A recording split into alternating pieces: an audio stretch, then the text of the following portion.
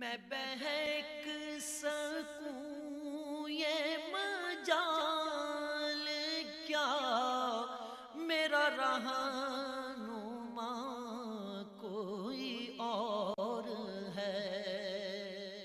الحمدللہ رب العالمین والصلاة والسلام علی سید الانبیاء والمرسلین اما بعد فاعوذ باللہ من الشیطان الرجیم بسم اللہ الرحمن الرحیم۔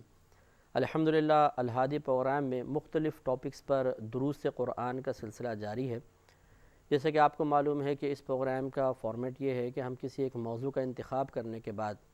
پھر اس سے متعلقہ آیات عرض کرتے ہیں اور پھر اس کی مختصر سی تفسیر جس سے اللہ تبارک و تعالیٰ کے مقصود کو سمجھنے میں آسانی محسوس ہو بیان کی جاتی ہے۔ اور اس پروگرام کے آغاز سے ہمارا مقصود یہ ہے کہ لوگ قرآن کے قریب آئیں، قرآن کا زیادہ سے زیادہ فہم حاصل ہو۔ شاید آپ کو یاد ہوگا ہم نے تدبر قرآن کے نام سے ایک پروگرام کیا تھا جس میں پورے قرآن کی تفسیر عرض کی تھی، لیکن اس میں چونکہ بالترتیب قرآن عظیم کو بیان کیا گیا تھا لہٰذا مختلف موضوعات کو ایک مقام پر یکجا کرنے کی کوئی صورت نہیں تھی۔ لیکن اب الہادی پروگرام میں جس طرز پر ہم پروگرام کر رہے ہیں اس میں مختلف ٹاپکس کا انتخاب کر کے اس سے متعلقہ آیات کی تفسیر عرض کی جائے گی، تو اس طریقے سے ایک موضوع سے متعلق اچھی معلومات اور یکجا معلومات حاصل کر لیں گے، اور اس طریقے سے ایک موضوع سے متعلقہ قرآن جو کچھ ہمیں تعلیم فراہم کر رہا ہے 1 2 3 4 پروگرام میں وہ تمام تعلیمات چونکہ ایک ساتھ ہمارے سامنے آئیں گی تو چیز کو سمجھنے میں اور زیادہ آسانی محسوس ہوگی۔ پچھلے کچھ پروگرام سے آپ دیکھ رہے ہیں کہ ہم قرآن عظیم کے بارے میں بیان کر رہے ہیں کہ اللہ تبارک و تعالیٰ نے خود قرآن عظیم میں قرآن کے بارے میں کیا کیا ارشاد فرمایا، اور اس کو ہم نے مختلف پہلوؤں سے لیا ہے۔ کبھی تو قرآن کے نزول پر کلام کیا گیا، کبھی قرآن کے معجز کلام ہونے کے بارے میں تفصیل بیان کی گئی، کبھی قرآن عظیم کے نزول کے مقاصد پر گفتگو کی گئی۔ ابھی جو آخری ہمارا ٹاپک چل رہا تھا وہ یہی تھا کہ قرآن عظیم کو اللہ تبارک و تعالیٰ نے کئی مقاصد کے لیے نازل فرمایا۔ اگرچہ اللہ تبارک و تعالیٰ کے افعال کسی غرض کے محتاج نہیں ہوتے، یعنی جس طریقے سے ہمیں ایک پہلے غرض پیدا ہوتی ہے پھر وہ غرض ہمیں ایک کام کے اوپر ایک فعل کے اوپر ابھارتی ہے، اللہ تبارک و تعالیٰ اس سے پاک و صاف ہوتا ہے، یعنی اس کا فعل ابتداً کسی غرض کا محتاج نہیں ہے، لیکن اس کا کمال اور اس کی شان یہ ہے کہ جب وہ اس سے کوئی کسی فعل کا صدور ہوتا ہے تو وہ بلا مقصد نہیں ہوتا، اس کے ساتھ ہزاروں اغراض وابستہ ہوتی ہیں۔ اسی طریقے سے اللہ تبارک و تعالیٰ نے جب نزول قرآن کا ارادہ فرمایا تو اس سے بھی بے شمار اغراض وابستہ ہوئیں، اور ان اغراض و مقاصد کا جاننا ایک مسلمان کے لیے از حد ضروری ہے، کیونکہ وہ اغراض و مقاصد قرآن پاک کے نزول کے مقصد ہیں۔ قرآن پاک کا نزول یقینی سی بات ہے کہ اللہ تبارک و تعالیٰ کے لیے تو نہیں ہے، اللہ تعالیٰ نے ہمارے لیے قرآن کو نازل کیا، چنانچہ ہمیں چاہیے کہ نزول قرآن کے مقاصد کو نہ صرف جانیں اور جاننے کے بعد اپنا محاسبہ کرتے ہوئے ان مقاصد کو پورا کرنے کی کوشش کریں، تبھی کما حقہ ہم قرآن کی برکات سے مکمل طور پر کما حقہ فیضیاب ہو سکتے ہیں۔ مختلف قرآن کے نزول کے مقاصد بیان کرتے ہوئے آخر میں اب جو ہم ایک مقصد بیان کریں گے، اور یہ غالباً قرآن عظیم کے سلسلے کا اس ٹاپک کا آخری پروگرام ہوگا، پھر انشاءاللہ تعالی اللہ تبارک و تعالی کی ذات و صفات سے متعلق درس قرآن کا آغاز ہوگا۔ اللہ تبارک و تعالی نے قرآن عظیم کے نزول کے بہت سے مقاصد بیان فرمائے جو ہم نے آپ کی خدمت میں عرض کیے تھے، ان میں ایک مزید مقصد اللہ تعالی نے بیان فرمایا کہ لو انزلنا هذا القرآن على جبل لرأيته خاشعا متصدعا من خشیۃ اللہ، اگر نازل کرتے ہم اس قرآن کو پہاڑ پر تو ضرور آپ دیکھتے اسے کہ وہ خوف کی وجہ سے، اللہ تبارک و تعالیٰ کی خشیت کی بنا پر، اللہ کے خوف کی وجہ سے وہ سجدہ ریز ہو جاتا یا ٹکڑے ٹکڑے ہو جاتا۔ وَتِلْكَ الْأَمْثَالُ نَضْرِبُهَا لِلنَّاسِ، اور یہ مختلف مثالیں ہیں جنہیں ہم لوگوں کے لیے بیان فرماتے ہیں، لَعَلَّهُمْ يَتَفَكَّرُونَ، تاکہ وہ غور و تفکر کریں۔ اسی طرح سورہ محمد، یہ سورہ حشر کی آیت نمبر 21 تھی، اور اسی طرح سورہ محمد کی آیت نمبر 24 میں اللہ تبارک و تعالی نے ارشاد فرمایا کہ افلا یتدبرون القرآن، کیا پس یہ قرآن میں تدبر نہیں کرتے، غور و تفکر نہیں کرتے، ام علی قلوب اقفالها، یا ان کے دلوں پر تالے پڑے ہیں۔ یہ کفار کے بارے میں کلام ہے کہ یہ قرآن میں غور کیوں نہیں کرتے، تدبر کیوں نہیں کرتے ہیں تاکہ حق تک پہنچ جائیں، اور اگر تدبر بالفرض کرتے ہیں تو پھر ان کے دل نرم کیوں نہیں پڑتے؟ تو پھر ایسا تو نہیں کہ ان کے دلوں پر تالے پڑے ہوئے ہیں جس کی بنا پر غور و تفکر کا جو نتیجہ، جو فائدہ ان کو حاصل ہونا چاہیے تھا، وہ فائدہ ان کو حاصل نہیں ہو پا رہا ہے۔ لہٰذا ان دو آیات میں اگر آپ غور و تفکر فرمائیں تو اللہ تبارک و تعالی نے قرآن کے نزول کے مقاصد میں سے ایک مقصد قرآن پر غور و تفکر بھی قرار دیا ہے۔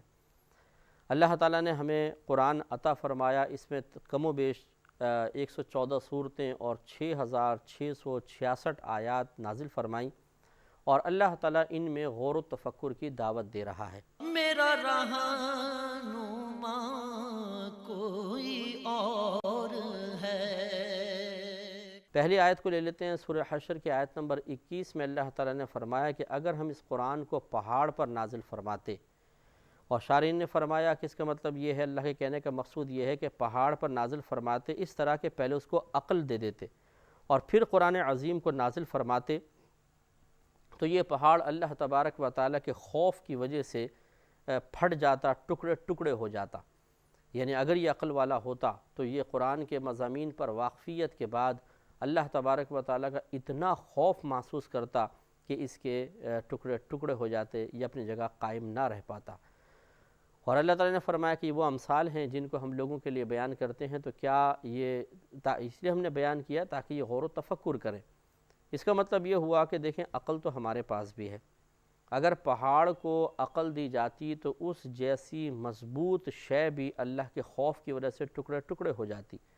لیکن ہمارے پاس عقل موجود ہے اور ہم پہاڑ کے مقابلے میں بہت زیادہ نرم ہیں، لیکن اس کے باوجود ہم پر کوئی خاص اثر نہیں ہوتا۔ یہ ہے قابل توجہ بات جو اللہ تبارک و تعالی ہمیں سمجھانا چاہتا ہے کہ اگر پہاڑ پر اس کو نازل کیا جاتا اور اس کو واقعی احساس و شعور کی دولت سے مالا مال فرما دیا جاتا تو وہ اپنی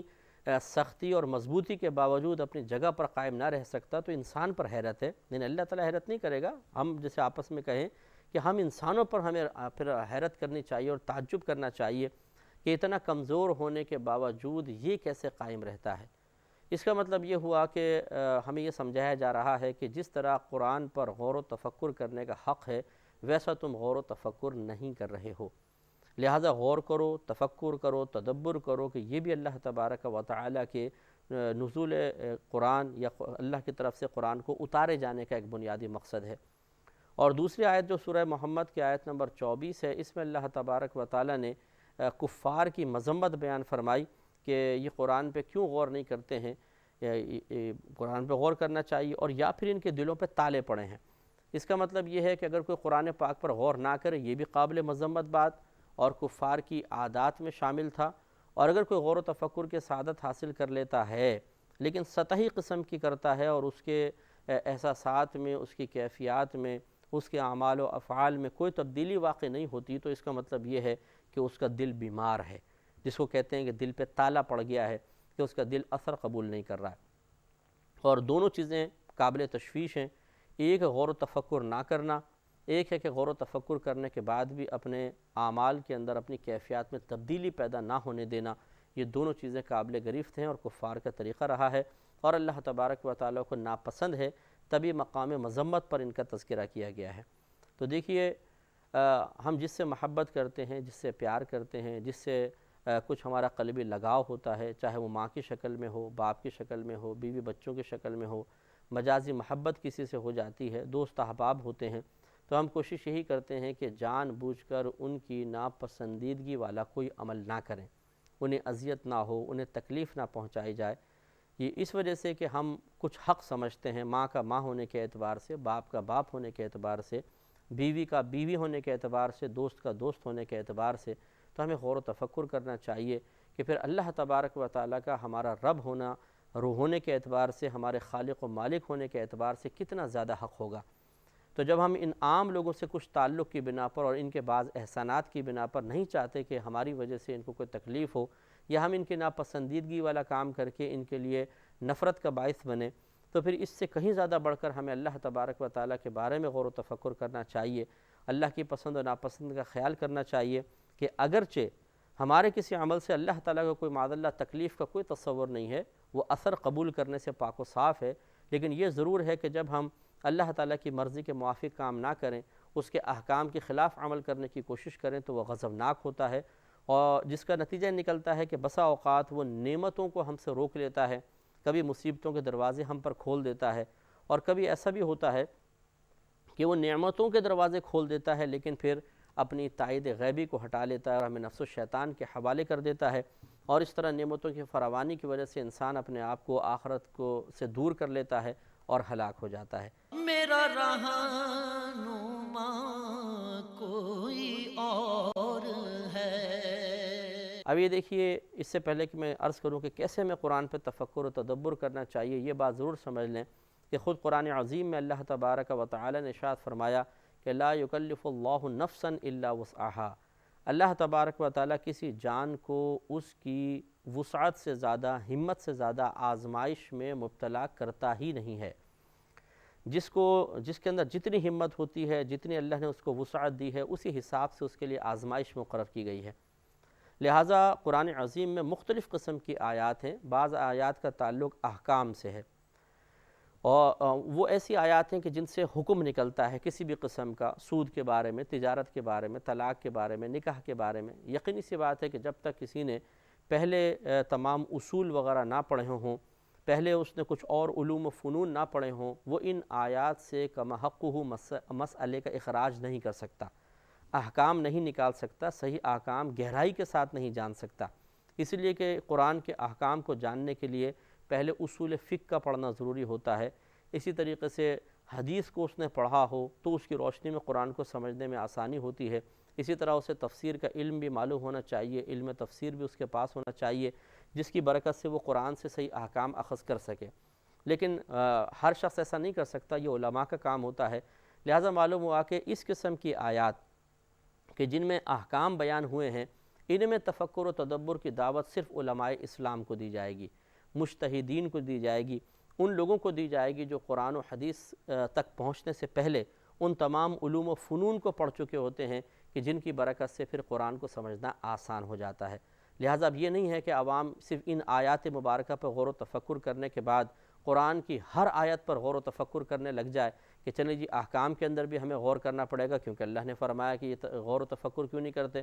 وہ اس کے مکلف نہیں بنائے گئے ہیں۔ لہٰذا عوام احکام کی آیات پر براہ راست غور و تفکر بالکل بھی نہ کرے۔ ہاں یہ کر سکتے ہیں کہ آپ ترجمہ پڑھیں، اس کے بعد تفسیر پڑھیں اور اس سے پھر حکم سمجھنے کی کوشش کریں۔ یہ جیسے ہمارے QTV سے ہمارا ایک پروگرام آتا ہے احکام القرآن کے نام سے، اور یہ ہر اتوار کو آتا ہے 5 سے 6 بجے۔ آپ یہ خاص طور پر قرآنی احکام پر مشتمل، آیات کی تفسیر و تفصیل پر مشتمل ہے، اس کو دیکھ لیجئے، یہ بہتر ہے۔ دوسرا، آیات متشابہات ہوتی ہیں، ایسی آیات جن کے معانی صرف اللہ تعالیٰ جانتا ہے یا اس کی عطا سے اس کے پیارے حبیب کریم صلی اللہ علیہ وسلم جانتے ہیں، جیسے الف لام میم، الف لام را، طاسین، طہ، یاسین، اور حا میم، عین سین قاف۔ یہ ایسی چیزیں ہیں جن کو حروف مقطعات کہتے ہیں کہ ان آیات کے درست مفہوم صرف اللہ تعالیٰ ہی جانتا ہے یا اس کے رسول جانتے ہیں۔ لہٰذا اس میں تو کسی کو بھی، یعنی علماء تک کو غور و تفکر کی اجازت نہیں ہوگی کہ نہ کریں۔ ہو سکتا ہے کہ کوئی غلط مفہوم نکال لیں جو اللہ تبارک و تعالیٰ یا اس کے رسول کریم صلی اللہ علیہ وسلم کی شان کے لائق نہ ہو یا ان کی مرضی کے موافق نہ ہو تو بہتر نہیں۔ اگرچہ اس پر بھی بعض علماء کرام نے ضمنی طور پہ کلام ضرور کیا ہے، لیکن ان کے قطعی طور پہ معانی اخذ کرنا یہ کسی کے بس کی بات نہیں، اس لیے تفکر سے منع کیا جائے گا۔ تیسری قسم کی آیات ایسی ہیں جو مثلا پچھلی قوموں کے عذابات پر مشتمل ہیں، یا اس میں اللہ نے مثالیں بیان فرمائی ہیں، یا اس میں عذابات کا تذکرہ کیا گیا ہے، یا اس میں اور دیگر امور بیان کیے گئے ہیں۔ اللہ نے دنیا کی کوئی مثالیں بیان کر دی ہیں جن سے اللہ تعالیٰ کی قدرت پر غور و تفکر کیا جا سکتا ہے یا قدرت کی ایک دلیل حاصل کی جا سکتی ہے۔ اس قسم کی آیات پر سب کو غور و تفکر کرنے کی اجازت ہوتی ہے۔ اس میں عوام کو بھی منع نہیں کیا جائے گا کہ وہ غور کریں، تفکر کریں، تدبر کریں اور اس سے نتیجہ اخذ کریں۔ اسی لیے کفار کو دعوت دی گئی ان آیات پر غور و تفکر کرنے کی جو اللہ تبارک و تعالیٰ کی وحدانیت پر مشتمل تھیں، وحدانیت کے بیان پر مشتمل تھیں، صفات کے بارے میں اللہ نے کلام فرمایا۔ اسی طریقے سے ان آیات پر غور و تفکر کی دعوت دی گئی جن میں اللہ تبارک و تعالیٰ نے اپنی عظمت کو بیان کرتے ہوئے دیگر معبودان باطلہ کا شدت کے ساتھ رد فرمایا ہے، اور ایسی دلیلوں کے ساتھ رد فرمایا ہے کہ جن دلیلوں کا جواب کوئی بھی نہیں دے سکتا، اسے قائل ہونا ہی پڑے گا کہ اگر کوئی رب ہونے کے قابل ہے تو یقیناً وہ اللہ تبارک و تعالیٰ ہے۔ تو ان آیات پر غور و تفکر انسان کو ہدایت کی طرف لائے گا، اسے اگر وہ کافر ہے تو مسلمانی کی طرف لے کر آئے گا، اسلام کی اہمیت کا احساس پیدا ہوگا، اور حالت کفر پہ قائم رہنے کی وجہ سے جو آخرت میں یا بعد کے زمانے میں شدید قسم کے عذابات کا سامنا کرنا پڑ سکتا ہے، ان پہ غور و تفکر کی سعادت حاصل ہوگی، اور انسان اس غور و تفکر کے بعد یقیناً اچھائی کی طرف مائل ہو جائے گا۔ اسی طریقے سے عام مسلمان جو غافل ہے، جب وہ قرآن پاک کی ان آیات کو پڑھتا ہے کہ جن میں عذابات کا بیان ہے، پچھلی قوموں کو اللہ تبارک و تعالیٰ نے جن اعمال کی بنا پر تباہ و برباد کر دیا، ان آیات کو وہ پڑھتا ہے اور اس پہ غور و تفکر کرتا ہے، تو پھر اس کا دل یقینی سی بات ہے نرم ہوگا، موم ہو جائے گا، اس کے دل میں ایک نور پیدا ہوگا، اور یہ نور نفس و شیطان کی گرفت کو کمزور سے کمزور تر کرے گا۔ تو اب ہماری صورتحال یہ ہے کہ جسے ہم بار بار اس اپنے درد کا اظہار کرتے ہیں کہ آج مسلمان نے قرآن پاک کو بہت معمولی انداز سے لیا ہے۔ اللہ تبارک و تعالیٰ تو قرآن کے بارے میں خود آیت میں ارشاد فرمایا کہ اگر ہم اس کو پہاڑ پر نازل فرماتے وہ ٹکڑے ٹکڑے ہو جاتا، لیکن یہ مسلمان قرآن عظیم کو بہت ہی معمولی انداز سے لیتا ہے، اور وجہ اس کی یہ ہے کہ یہ اس کے مضامین پر مطلع ہونے کی زحمت ہی گوارا نہیں کرتا۔ پہلے ایک مضمون سمجھ میں آئے، ایک بات سمجھ میں آئے، تب انسان کے تفکرات کا سلسلہ دراز ہوتا ہے، اور اگر پہلے ہی انسان مطلب ایک اجنبی زبان پڑھ رہا ہو اور اسے نہیں پتہ ہو کہ اس کا کیا معنی ہے، کیا مفہوم ہے، متکلم یا مصنف کیا کہنا چاہتا ہے، تو پھر وہ کس طریقے سے تفکر و تدبر کرے گا۔ تو یہی ہمارا المیہ ہے، اور ہم بار بار اس درد کو بیان کر رہے ہیں کہ کاش ہم قرآن عظیم کو صحیح طرح سمجھتے، قرآن کی اہمیت کو سمجھنے کے بعد اسے ترجمہ اور تفسیر کے ساتھ پڑھتے۔ تفکر تو تبھی ہوگا نا جب قرآن سمجھ میں آئے گا۔ تو ہم اس قسم کی آیات پر عمل اس لیے نہیں کر سکتے ہیں، تفکر و تدبر کی سعادت اس لیے حاصل نہیں کر سکتے ہیں کہ ہم قرآن پاک کو رسمی طور پہ پڑھتے ہیں۔ رمضان کے اندر بڑی بوڑھی خواتین بھی ہوتی ہیں، دادی ہیں، نانی ہیں، یا ہماری والدائیں وغیرہ ہوتی ہیں، گھروں کے اندر یہ بس قرآن لے کے بیٹھ جاتی ہیں، 10 قرآن ختم کر لیے، 20 قرآن ختم کر لیے، تفکر تدبر نہیں ہوتا۔ اسی طریقے سے ہمارے مدارس کے اندر بچوں کو جو حفظ قرآن کراتے ہیں، ناظرہ پڑھاتے ہیں، کاش اس میں تھوڑی تھوڑی تفسیر کا بھی بیان ہو تاکہ بچوں کو سوچنے کا موقع ملے۔ اللہ تبارک و تعالیٰ سے دعا ہے کہ رب کریم ہمیں قرآن پاک کے نزول کے اس مقصد کو، یعنی قرآن پر غور و تفکر کرنا، اپنی استطاعت کے مطابق اس پر عمل پیرا ہونے کی توفیق عطا فرمائے، اس سعادت سے بھی حصہ لینے کی توفیق عطا فرمائے، آمین۔ وآخر دعوانا ان الحمدللہ رب العالمین۔ میں بہک سکوں یہ مجال کیا، میرا رہنما کوئی اور ہے، میں بہک